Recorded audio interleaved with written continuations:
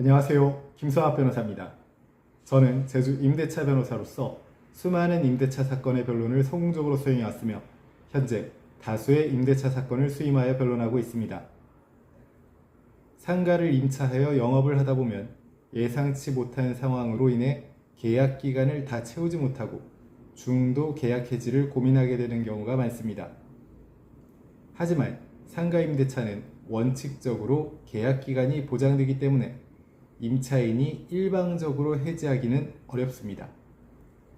그렇다면 어떤 경우에 합법적으로 중도 해지가 가능한지, 그리고 어떻게 대응해야 하는지에 대해서 제주 임대차 변호사의 관점에서 설명드리겠습니다. 상가 임대차 계약은 당사자 사이 합의로 체결된 유효한 계약이기 때문에 특별한 사정이 없다면 임차인이 일방적으로 계약을 해지할 수 없습니다.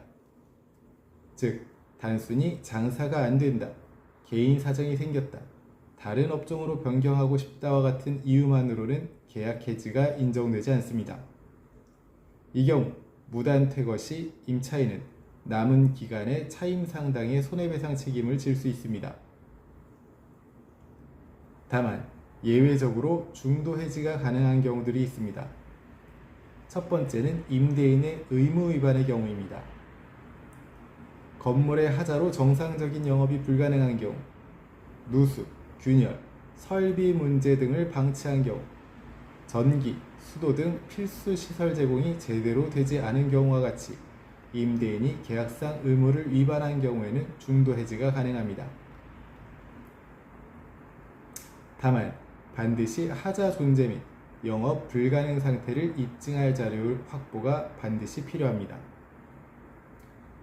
두 번째는 목적 달성이 불가능한 경우입니다.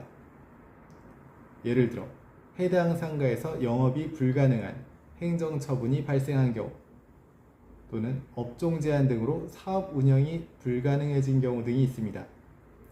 이러한 경우는 계약의 근본적인 목적이 깨진 상황으로 보아 중도 해지가 가능합니다. 세 번째는 임대인과의 합의 해지입니다. 실무적으로 가장 많이 활용되는 방법입니다. 임차인이 일방적으로 나가기 어렵기 때문에 다음과 같은 방식으로 협의가 이루어집니다. 새로운 임차인을 구해서 승계를 하고 일정 금액의 위약금을 지급하고 해지할 수도 있으며, 권리금 회수와 연계해서 정리를 할 수도 있습니다. 특히 상가의 경우 권리금 문제가 얽혀있기 때문에 전략적으로 접근해야만 합니다. 네 번째는 상가 임대차 보호법상 해지 관련 쟁점입니다. 상가 건물 임대차 보호법에 따르면 임차인은 일정한 보호를 받지만 중도 해지 권리가 폭넓게 인정되는 것은 아닙니다. 다만 다음과 같은 경우에는 중요한 쟁점이 발생할 수 있습니다.